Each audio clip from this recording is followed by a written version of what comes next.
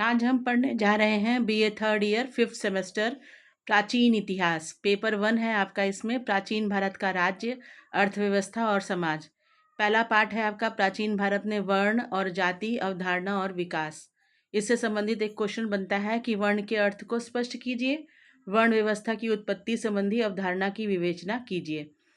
Question के हिसाब से ये सबसे पहले आपको समझना होगा कि वर्ण क्या था और उस वर्ण के बारे में जो अवधारणाएं आई उसके बारे में इस क्वेश्चन में समझाया गया है। वर्ण शब्द का जो है उत्पत्ति जो है संस्कृत के व्री धातु से मानी गई है, जिसका अर्थ है वर्ण या चुनना। यहाँ चुनने का अर्थ व्यवसाय से था, यानी कि जो भी व्यक्ति जो कार्य करता था उस व्यवसाय से ही उसके वर्ण की उत्पत्ति मानी गई। वर्ण शब्द का दूसरा अर्थ रंग से लगाया गया और इसका वर्णन सर्वप्रथम ऋग्वेद में वर्ण शब्द का प्रयोग सबसे पहली बार हुआ, जहाँ पर आर्यों को श्वेत कहा गया और दास और दस्युओं को कृष्ण वर्ण के रूप में दर्शाया गया। पहले वाले में आप समझ गए कि जिस भी कार्य को चुना गया उस व्यवसाय को चुनने के लिए क्या कहा गया और चुनने के कारण ही वर्ण व्यवस्था आई। दूसरे में बोलते हैं कि नहीं, एक और बात से आया कि जो लोग गोरे थे, जो श्वेत थे, उनको आर्यों को श्वेत कहा गया और जो थोड़े से सांवले थे, काले थे, उनको दास और दस्यु कहा गया। अब आता है ऋग्वेद में वर्ण व्यवस्था कर्म, कार्य या व्यवसाय पर आधारित मानी गई। ऋग्वेद में जो भी व्यक्ति जो काम करता था उसके आधार पर उसका वर्ण माना गया। सूत्र काल में वर्ण में कठोरता आ गई और यह जन्म पर आधारित हो गई। जन्म का मतलब कि जिस भी बच्चे का जन्म जिस भी वर्ण में होता था, जिस भी व्यवसाय को उसके पिताजी करते थे, उसी वर्ण के हिसाब से उसको उसी जाति का माना गया। तो इस तरह से जाति व्यवस्था की नींव पड़ी।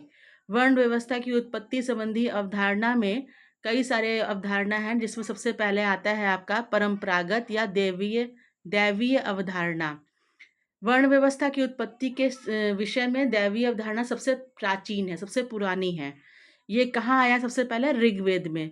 ऋग्वेद के 10वें मंडल, उसमें कई मंडल हैं, 10वें मंडल में के पुरुष सूक्त में प्रथम बार चारों वर्णों का एक साथ वर्णन मिलता है।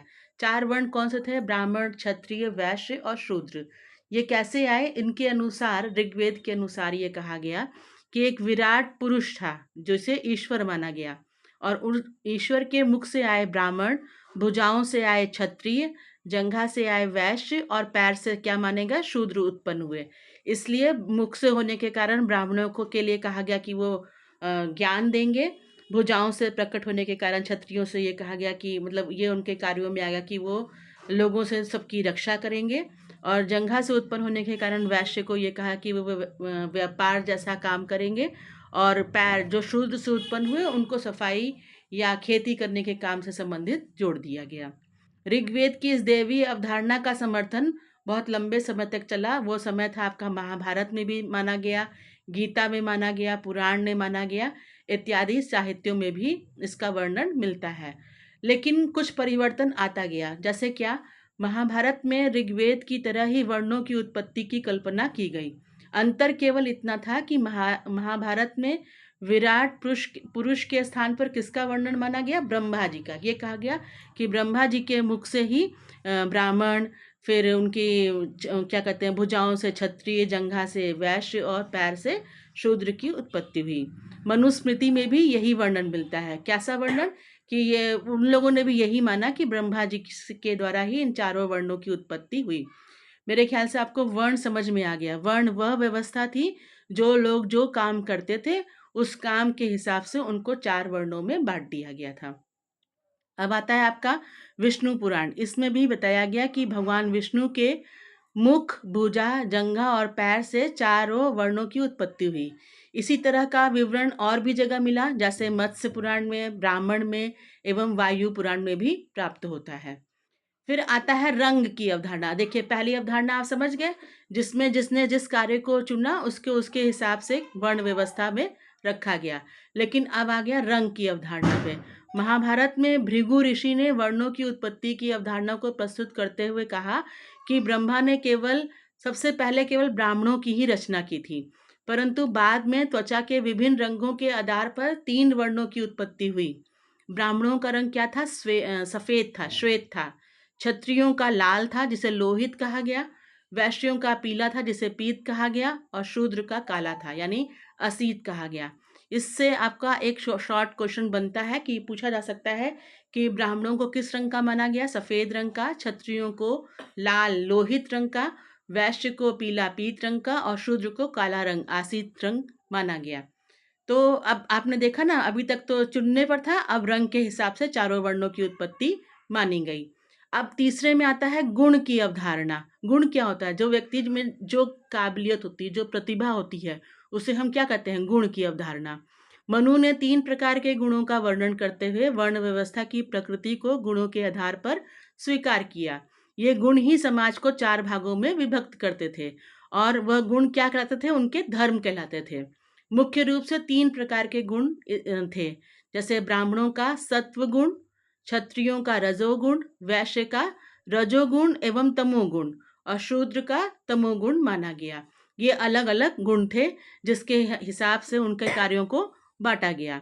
फिर चौथे में आता है कर्म की अवधारणा। कर्म जो हम काम करते हैं उसकी अवधारणा पे प्राचीन भारतीय सामाजिक व्यवस्था वर्ण के विभाजन का मुख्य आधार कर्म को स्वीकार किया गया। कर्म व्यक्ति के स्वभाव के अनुरूप होता था, यानी कि ज्ञान, तप, यज्ञ आदि धर्मनिष्ठ कार्यों में रुचि रखने वाले वर्ग को क्या कहा गया? कि वो ब्राह्मण वर्ण के तहत रखा गया। यानी कि जो ज्ञान देगा, पूजा पाठ करेगा, यज्ञ हवन आदि ये सब कार्य करवाएगा, धार्मिक कार्यों से में जो व्यक्ति संलग्न रहेगा वह ब्राह्मण वर्ग में आएगा। राज्य व्यवस्था से संबंधित जो व्यक्ति होगा, जो जैसे कि राष्ट्र सुरक्षा करने वाला, युद्ध करने वाला, तो वो किस में आ जाएगा? राजन्य यानी कि क्षत्रिय वर्ण में माना जाएगा। आर्थिक धनोपार्जन मतलब जो धन के को का उत्पादन कर रहा है, धन को कमाने का तरीका ढूंढा हुआ है जिसने, वो आ जाएगा आपके वैश्य में। जैसे कि पशुपालन करके, कृषि करके, वाणिज्य यानी कि वाणिज्य और व्यापार मतलब कि एक जगह से दूसरी जगह सामानों को बेच करके जो कमा रहा था, उन कर्मों को करने वाला क्या माना गया? वैश्य माना गया।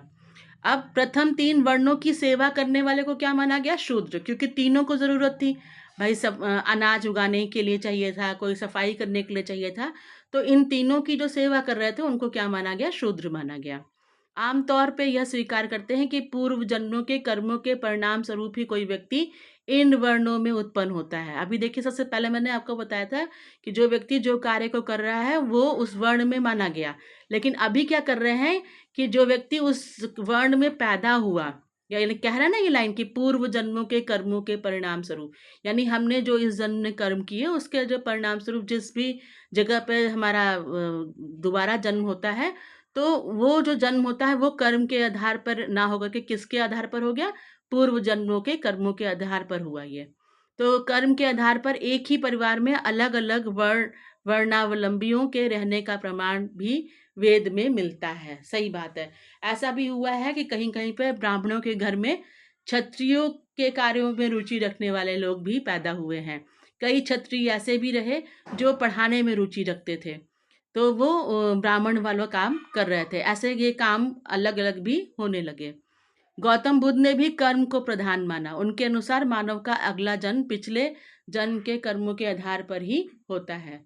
श्रीमद् भगवत गीता में भी कर्म की अवधारणा का समर्थन किया गया है कि जैसा हम कर्म करेंगे वैसा ही हमें जन्म मिलेगा। अब इसके बाद आता है जन्म की अवधारणा।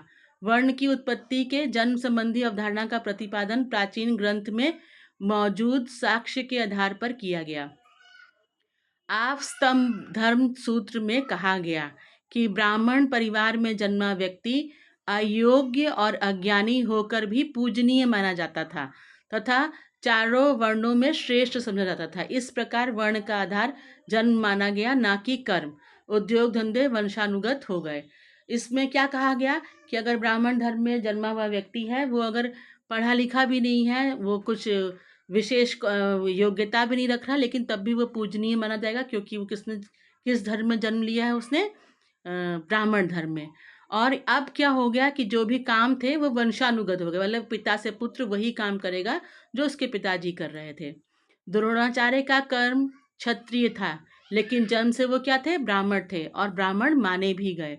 युधिष्ठिर सात्विक कर्म के लिए प्रसिद्ध थे, लेकिन वे भी क्षत्रिय ही कहलाते थे। शुंग, कर्ण, सातवाहन एवं वाकटाक वंशों के संस्थापक ब्राह्मण थे। ये सब क्या राजा हुए हैं इतने महान महान। अब आप आगे पढ़े होंगे और अभी आगे और भी इनके बारे में आएगा। आप देखोगे कि ये सारे राजा जो थे, देखा जाए तो क्षत्रिय हैं राजा, क्योंकि वो युद्ध से संबंधित कार्य कर रहे हैं, लेकिन ये सारे क्या हैं, ब्राह्मण हैं। क्षत्रिय कर्म करते हुए भी ये ब्राह्मण ही कहलाए। उपयुक्त उदाहरणों से स्पष्ट हो गया कि तत्कालीन सामाजिक व्यवस्था जन्म के आधार पर संचालित थी। कब की शुरुआत की। अतः महाकाव्यों के समय 5वीं शताब्दी ईसा पूर्व तक वर्ण व्यवस्था का आधार जन्म हो गया और कालांतर में वर्णों के स्थान पर अनेक जातियां एवं उपजातियां बनी।